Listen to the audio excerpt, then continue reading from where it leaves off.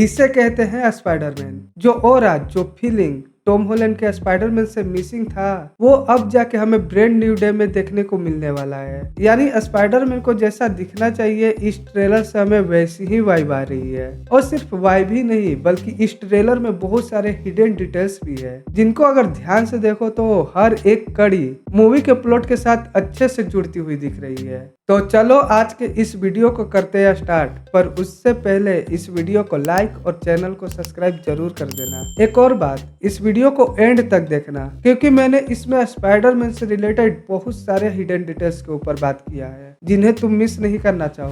तो स्टार्ट करते हैं इसके फर्स्ट सीन से, जहां स्पाइडरमैन जंप करता है और उसके आंखों का एकदम क्लोजअप शॉट दिखाया जाता है जिसमें न्यूयॉर्क सिटी का रिफ्लेक्शन दिखाई दे रहा था। और अगर तुम इस शॉट को ध्यान से देखने की कोशिश करोगे तो उसके आंखों में धुएं जैसा इफेक्ट देखने को मिलता है। अब इससे ये बात तो क्लियर नहीं है कि ये चीज पीटर के आंखों के अंदर हो रहा है या फिर बाहर का रिफ्लेक्शन है। अगर ये इंटरनल है तो वीडियो में आगे मैं इसके ऊपर डिटेल में बात करने वाला हूँ, तो थोड़ा वेट करो, थोड़ी देर में पता चल जाएगा। लेकिन अगर ये बाहर का रिफ्लेक्शन है तो ये मोस्ट प्रोबेबली सेंट्री का वॉइड वाला सीन होगा, जो इवेंट हमें थंडरबोल्ट मूवी में देखने को मिला था। और उस टाइम पीटर साइड से लोगों को बचाने की कोशिश कर रहा होगा, ठीक वैसे ही जैसे एवेंजर्स में एंशिएंट वन चित्तौरी आर्मी से फाइट करती है। और अब इस लेटर की बात करें तो ये वही लेटर है जिसे नो वे होम में पीटर एमजे को देना चाहता था पर देता नहीं है। और अगर इस लेटर को जूम करके देखोगे तो इसमें एग्जैक्ट वही सारी चीजें लिखी है जो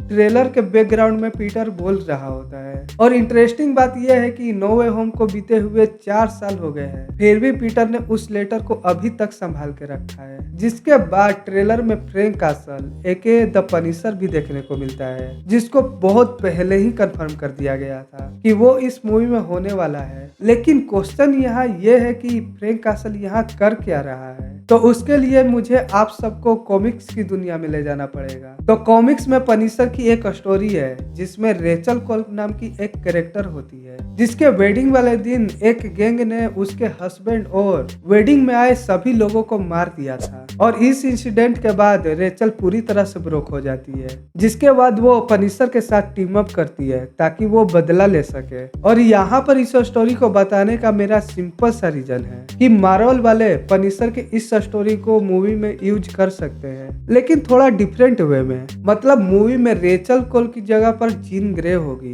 बिल्कुल ठीक सुना, वही फिनिक्स फोर्स वाली जीन ग्रे। और इसमें मरने वाले उसके पेरेंट्स होंगे, जिसके बाद कुछ टाइम तक पनिशर उसकी देखभाल करेगा। और ऐसा मैं क्यों कह रहा हूँ तो देखो, फ्रैंक और स्पाइडरमैन इस टैंक के पीछे है। स्पाइडरमैन का तो फिर भी समझ में आ रहा है कि वो उस टैंक को रोकना चाहता है ताकि सिटी को ज्यादा डैमेज ना हो, लेकिन फ्रैंक यहाँ क्यों है? तो इसका जवाब इस वाले सीन में है। यहाँ पर ये वही टैंक है जिसके पीछे पनिशर भी था। और इस सीन में ऐसा लग रहा है कि कोई एक इंसान से दूसरे इंसान की बॉडी में जंप कर रहा है, और ये करने वाली मोस्ट प्रोबेबली जीन ही होगी, क्योंकि नो वे होम में डॉक्टर स्ट्रेंज के स्पेल या सेंट्री के वर्ड वाले इंसिडेंट के बाद जिन की पावर्स आउट ऑफ कंट्रोल हो गई होंगी। और उसी के बाद डैमेज कंट्रोल वालों ने उसे पकड़कर अपने फैसिलिटी में कैद कर लिया होगा ताकि उस पर एक्सपेरिमेंट कर सके। और उसी को बचाने के लिए फ्रैंक इस टैंक का पीछा कर रहा होगा, क्योंकि उसे पता है कि ये माइंड कंट्रोल जिन ही कर रही होगी। जिसके बाद क्वेश्चन ये आता है कि वो पीटर के अपार्टमेंट में क्या कर रही है। तो बात एकदम सिंपल सी है, फ्रैंक ने स्पाइडरमैन को सब कुछ बता दिया होगा, जिसके बाद वो जिन को छिपाने के लिए अपने अपार्टमेंट पे लाएगा। और जिन वाली थ्योरी इसलिए भी स्ट्रॉन्ग हो जाती है क्योंकि बहुत टाइम से लीक्स और रूमर्स आ रहे थे कि इस मूवी में जिन भी होगी और इस कैरेक्टर को पोर्ट्रे सैडी सिंक करने वाली है। अगर इन लीक्स और रूमर्स को कंसीडर करें तो ये पॉसिबल हो सकता है। और अब फाइनली बात करते हैं इस वीडियो के मेन टॉपिक की, जो है मेन स्पाइडर वाली स्टोरी लाइन। और इसी में उस पॉइंट को भी कवर करूंगा जो पीटर के आंखों से रिलेटेड थी। तो इस ट्रेलर में हमें बताने की कोशिश की जा रही है कि स्पाइडरमैन का डीएनए म्यूटेट हो रहा है और उसकी स्पाइडर वाली एबिलिटी डे बाय डे बढ़ती जा रही है, जो पीटर के लिए डेंजरस हो सकता है। और ठीक ऐसा ही इवोल्व और डाई कॉमिक्स में भी हुआ था। जहाँ स्पाइडरमैन इस कोकून से निकलने के बाद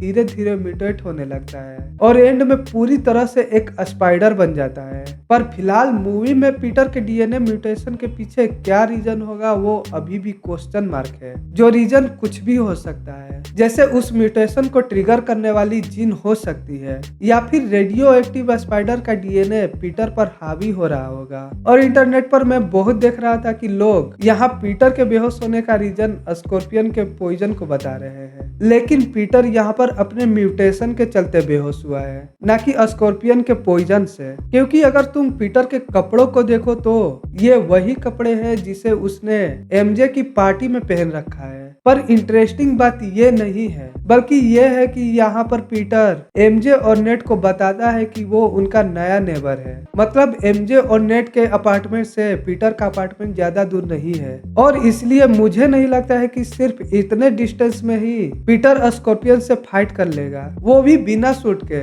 बिना किसी को पता चले। और यहाँ पर एक और बात नोटिस करने वाली है कि पीटर के बेहोश होने से पहले उसके रूम में कहीं भी वेब नहीं है, लेकिन इस शॉट में पीटर अपने रूम को चौंक कर देख रहा होता है क्योंकि उसके पूरे रूम में वेब से फैले हुए होते हैं। और ये शॉट बेहोश होने के बाद जब होश में आएगा तब का ही है, जिसके बाद वो ब्रूस से हेल्प मांगेगा क्योंकि उसके अंदर हो रहे म्यूटेशन को समझने के लिए बैनर से बेहतर आखिर कौन हो सकता है। और शायद इस प्रोसेस में ऐसा हो सकता है कि ब्रूस हल्क में ट्रांसफॉर्म हो जाए और ब्रूस को सब कुछ पीटर के बारे में याद आने लगे, क्योंकि हल्क का माइंड डिफरेंटली वर्क करता है। और कॉमिक में भी जब स्पाइडरमैन के रियल आइडेंटिटी को सभी लोग भूल जाते हैं तब भी हल्क को उसके बारे में सब कुछ याद रहता है। यहाँ पर मैं एक बात क्लियर कर देना चाहता हूँ कि प्रोफेसर हल्क के पास हल्क की बॉडी है, ना कि दिमाग, क्योंकि प्रोफेसर हल्क के अंदर दिमाग ब्रूस का ही है। इसलिए ब्रूस को पीटर के बारे में कुछ भी याद नहीं है। उसको सब कुछ तभी याद आएगा जब ब्रूस के बॉडी पर हल्क के बॉडी के साथ साथ उसके दिमाग का भी कंट्रोल हो। लेकिन फिर घूम के बात वही आ जाती है कि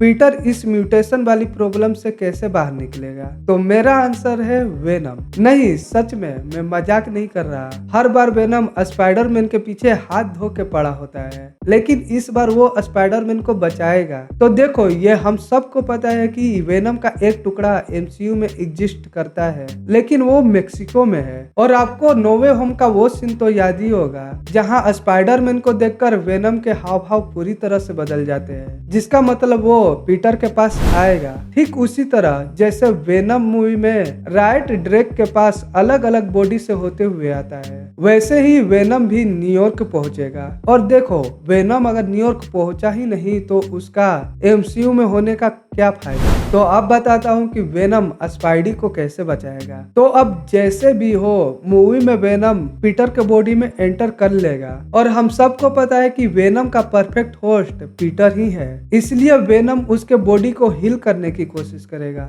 लेकिन वेनम वीक होने के चलते इस प्रोसेस को जल्दी नहीं कर पाएगा, क्योंकि वो यहाँ तक अलग अलग ह्यूमंस के थ्रू पहुंचेगा। और ये बात तो हमें वेनम मूवी में ही बताई गई थी कि सिम्बियोट्स को अगर परफेक्ट होस्ट ना मिले तो वो धीरे धीरे मरने लगते हैं। और वेनम अपने वीकनेस के चलते धीरे धीरे पीटर के डीएनए से फ्यूज होने लगेगा ताकि म्यूटेशन रुक जाए। और ये जो कोकून से निकलने वाला सीन है वो वेनम के पीटर से फ्यूज होने के बाद का होगा, यानी यहाँ पर म्यूटेशन पूरी तरह से रुक जाएगा और टॉम हॉलैंड वाले स्पाइडरमैन के पास भी ऑर्गेनिक वेब्स आ जाएंगे। और ऐसा ही कॉमिक्स और एनिमेटेड सीरीज में भी होता है। जब भी वेनम स्पाइडरमैन से जुड़ता है तब उसको अपने टेक्निकल वेब शूटर्स की जरूरत नहीं पड़ती। और वेनम के होने के चांसेस इसलिए भी ज्यादा है क्योंकि इस सीन में स्पाइडरमैन आउट ऑफ कंट्रोल दिख रहा है, और इस सीन में ऐसा लग रहा है कि उसको सभी आवाजें काफी तेज सुनाई दे रही है, पर ऐसा नहीं है क्योंकि इस जगह पर किसी तरह का वाइब्रेशन हो रहा होगा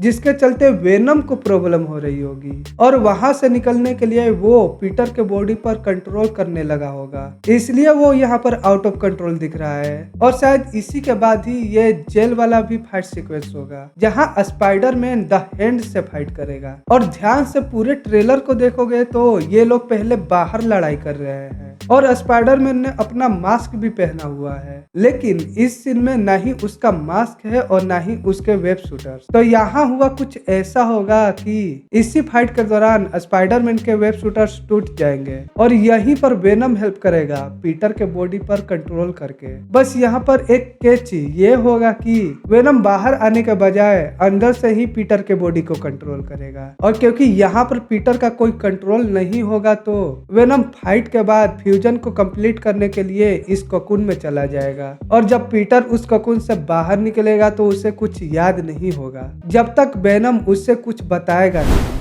अभी बहुत चीजें हैं बताने के लिए और मैं बताना भी चाहता हूँ, लेकिन आज मेरे पास ज्यादा टाइम नहीं है, इसलिए मैं इस वीडियो को यहीं एंड करता हूँ और बाकी बची बातें फिर किसी और वीडियो में करेंगे। और अब मुझे थोड़ा सपोर्ट करने के लिए एक कमेंट जरूर कर देना और इस वीडियो को लाइक, शेयर और इस चैनल को सब्सक्राइब करना मत भूलना। तो मिलते हैं नेक्स्ट वीडियो में, तब तक के लिए गुड बाय।